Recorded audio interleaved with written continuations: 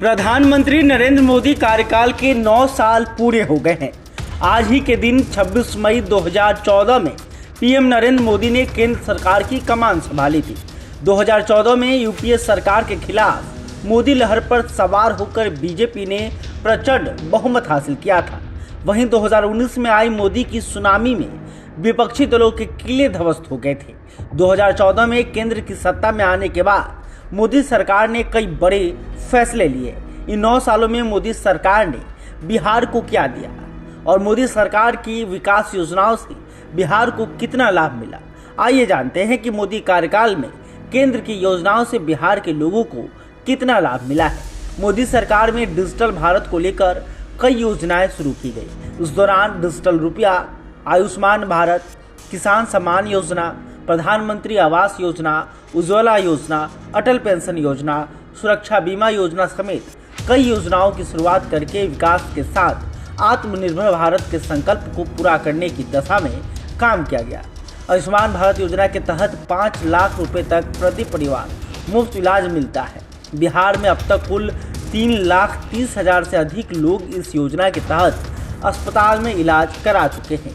बिहार में कुल 943 अस्पताल आयुष्मान भारत से जुड़े हुए हैं, जिसमें 571 सरकारी और 334 प्राइवेट अस्पताल हैं। बिहार में प्रधानमंत्री उज्ज्वला योजना का दूसरा चरण अब बंद हो चुका है। इसके तहत राज्य में कुल 16,13,000 कनेक्शन बांटे गए हैं। इसमें सबसे ज़्यादा आईओसी की ओर से 5,63,000 कनेक्शन दिए गए हैं। वहीं प्रधानमंत्री आवास योजना का सबसे अधिक लाभ बिहार के लोगों को मिला है। अब बिहार के 53,49,000 लोगों को इस योजना के तहत आवास अनुदान मिल चुका है। केंद्र सरकार ने दरभंगा में नया एयरपोर्ट बनाकर पूरे मिथिलांचल को नया तोहफा दिया। दरभंगा में घरेलू विमान शुरू होते ही नया कीर्तिमान स्थापित किया और बहुत ही कम समय में यात्रियों की संख्या में काफ़ी बढ़ोतरी हुई। साथ ही देवघर से पटना के लिए विमान सेवा की शुरुआत हुई, जो कि बिहार और झारखंड के लिए काफ़ी महत्वपूर्ण माना जा रहा है। इसके अलावा बिहटा एयरपोर्ट को विकसित किया जा रहा है। साथ ही पूर्णिया, भागलपुर, रक्सौल, मुंगेर और गोपालगंज में नया एयरपोर्ट बनाने की दिशा में कदम बढ़ाया गया है। बिहार में देश का सबसे लंबा पुल 2023 तक बनकर तैयार हो गया। सुपौल में मधुबनी की दूरी 30 किलोमीटर तक घट जाएगी। पटना में 2,996 करोड़ की लागत से गांधी पुल के समानांतर एक पुल का निर्माण तेजी से चल रहा है। साथ ही पटना में 913 करोड़ रुपए की लागत से रिंग रोड का निर्माण का मार्ग प्रशस्त हुआ है। भारत नेपाल सीमा पर 1,655 करोड़ की लागत से 552 किलोमीटर सड़क निर्माण का काम चल रहा है। पटना में 2,926 करोड़ की लागत से गांधी सेतु के समानांतर नदी पुल का निर्माण किया जा रहा है। वहीं जेपी सेतु के समानांतर 6 लेन का पुल 42 महीने में तैयार होगा। 2,635 करोड़ की लागत से गंगा नदी पर 4.5 किलोमीटर की लंबाई में ब्रिज का निर्माण होगा। 158 साल बाद सोन नदी पर पुल का निर्माण कराकर शाहबाद क्षेत्र को अनूठा तोहफा मिला है। असम और दरभंगा के बीच बिहार का पहला एक्सप्रेसवे बन रहा है। बिहार में 36 नई रेल लाइनें बिछाई जा रही हैं।